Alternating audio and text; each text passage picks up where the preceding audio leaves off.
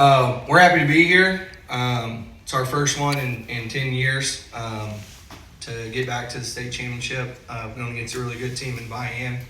I brought Ryan Wilson, number 16, wide receiver and safety, and Cooper McCord, our quarterback and middle linebacker. Gary Willis, Vian. We're back to back here. Didn't go so well last year against Davis. Also played here in 2019 against Metro Christian. Happy to be back. Very fortunate to have some very good talent at Vian. Behind me I have Masyn Wright, number 2, Riley Ellis, number 1, and Drayton Fletcher, number 3, is out in another room doing the promo. We're excited to be here, and hats off to Adair. Very tough opponent, and I'm very excited about the game. You can experience being here, and because it's a first time up here, it's a little different playing in the big stadium and playing for a state championship in the middle of the day, and so I think it helps you. Been in it before, and it teaches you how to handle things, not necessarily football wise, but just the difference of it, a night game and different stadium, that kind of thing. What'd you ask again? How much will last year's experience of playing the championship game help you this time around? Well, last year is a pretty big upset for us, and we kind of had high hopes for it, but we're coming to it with kind of a humble mindset this year and ready to play some ball Friday. Yeah, just like he said, but also just being out here last year and having all the jitters out and coming into the game humble, like you said. And Coach Bradbury, for you and your players, what's been the difference for you this year in order to get over the hump and get to the championship game? The difference for us this year is our players are a year older, for one. 2, their emotional control is probably the best it's been in 3 years mentally. And that's really what helped us get over the hump. These last 2 games were 2 really, really good opponents. And it was that mental fortitude that we had that helped us get over the hump. I'd say just the work that we put in compared to the last few years has been off the charts. And, we played together as a team a lot better. I'd have to say our teamwork was a lot better, and our team, I don't really know how to say it, just we worked a lot better together. Coach Willis, can you talk about, obviously, with Cash Collins, and I know that he's been a big proponent of a lot of support that you guys, he's shown a lot of support from the hospital bed. You guys have shown a ton of support for him, waving his jersey out before games. Just what has it meant to have that support from him, and what has it been? And this is for the players as well, if you guys can talk to this. What has Cash meant to this program from afar, and that type of support, and how have you guys kind of bounced off of that energy? Yeah, Cash Collins, for y'all that don't know, Cash Collins was a 4-year starter for us. Great kid, tough kid. He was in a explosion down in southeast Oklahoma around the 4th of July with some fireworks, and he's been in the hospital ever since. He's moved into rehab. We thought he was going to get a day pass, and I don't think that's working now with where he's at in rehab, but man, you hit me with a tough one there. That's our boy, and that goes way beyond football. Cash's family to us, and I've seen him grow up as a little kid, seen the things he's done in football, and for him to go through this, and to be in hospital since July 4th or July 3rd, whatever the date was right there. It's unbelievable what he's went through, and he's in our thoughts and prayers daily. Keep in touch with Dad, and these boys go see him every chance they get. But that goes way beyond football, and we wish him the best. And he's a tough kid. He's going to come out of this and be just fine. And your players, what have you done to separate or make different the regular season to the playoffs? With this being y'all's first time being there. How have you been able to separate that for your players? We actually don't. We treat every game as the next big game. So they got the experience of being here. For us, it's just the next game. There's going to be a little more activities to it, like today. But in retrospect, on Friday when we leave at 7, it's game time, and we treat that as it's the next big game, and it is a big game because it is a state championship. Yeah, kind of like he touched on in the previous question, our emotional control. We try not to get psyched out about how big the game is. We try to play with the most emotional control we can, and just treat it like every other game. What's the question again? I was just wondering, how do you separate, this game from being in the playoffs and stuff like that? I would say our coaches are a big factor on all the game planning. I feel like they try a little bit harder than what we did at the first, but it's alright. 5.1 Salisal. This is for Coach Willis and the guys. So for almost 20 years, Davis has given you guys fits. You have conquered the giant. How does that feel for you guys, and how does that help your mentality going into this week, knowing that, man, those challenges have been conquered? You've got a big one in front of you this week, too. So what is that like for you right now, just mentally? Davis, an unbelievable historical program in Oklahoma, and the success they've had. Davis tough anytime you play them. They don't have down years, and those dudes can go. And the county down there, I guess, but a lot of good football down there. Playing Davis, we knew last year. They had lost some games, but had an unbelievably tough schedule last year, and our schedule wasn't quite as tough.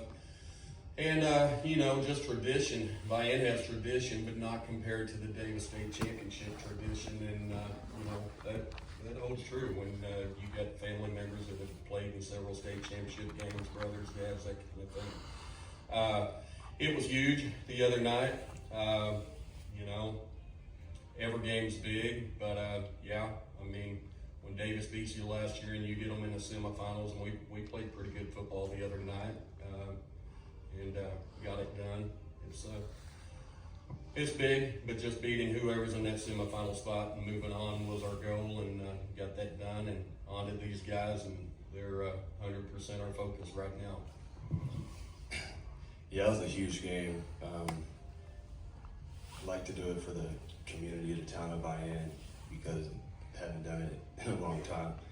But had fun doing that during that game, but really just looking forward to this week. Yeah, it was a big game for us to win, and we were pretty anticipated on playing them because what happened last year, and we kind of just approached it with a heavy mindset and was excited to go out there and play them again for the rematch. Justin Pettit with the next 105.1. Coach Willis, you mentioned this is your third trip here. Mine's been close, 06, 19 last year, this year. We're being a part of that community and how important football is.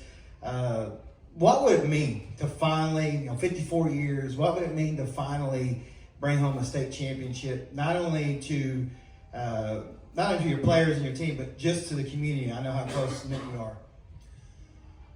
Yeah, football is a huge deal in Vian.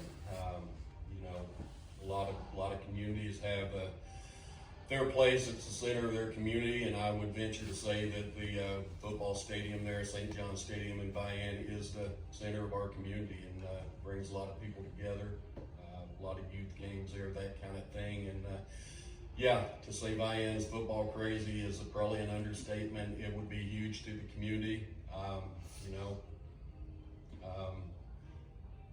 For us, I tell these players, that's our football goal, but at the end of the day, that doesn't define who they are and who they're going to be in life.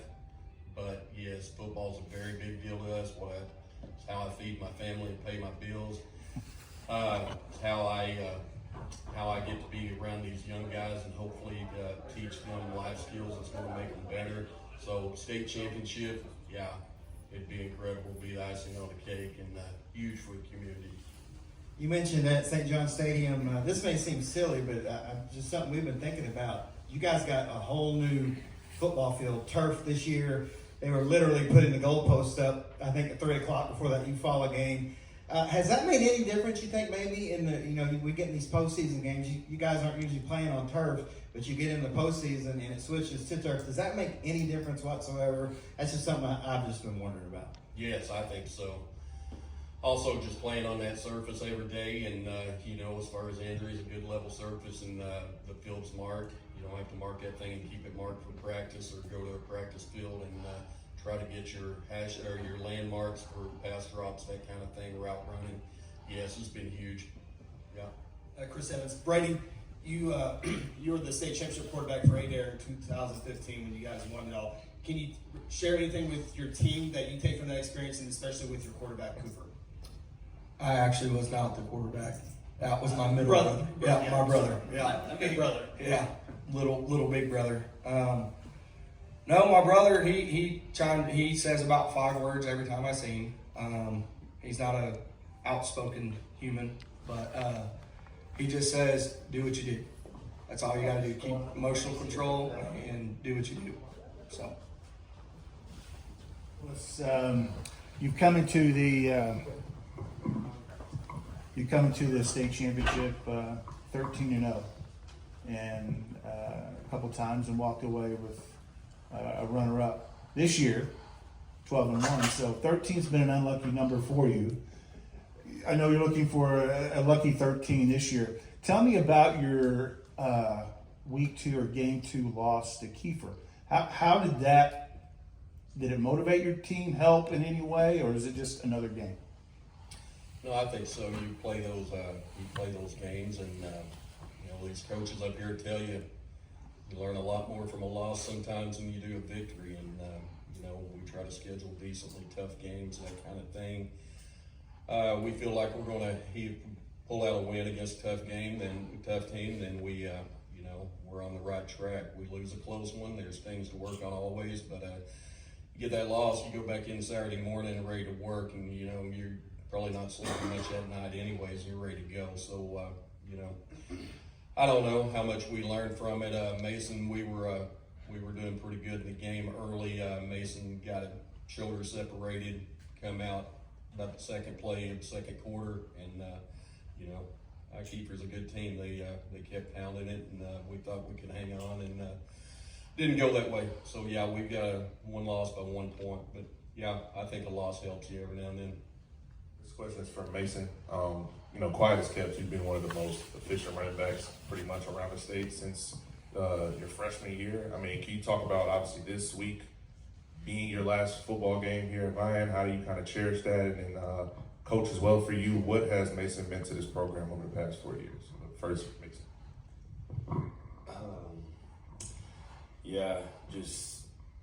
It's been a lot of work, and just trying to get the end goal, which is championship, bring it back to Vian, and just always coming in. Coach Willis always pushing me in practice each and every week, and just trying to make me a better player.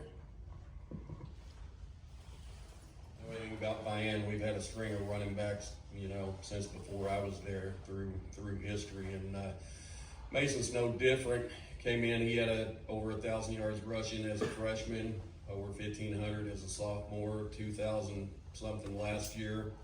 I'd have to look, 1,700 right now, and those are big numbers. That's a lot of production from a guy, and he hadn't done it by himself. He's got great teammates, and but he is that piece of the puzzle that a special player can change a ball game.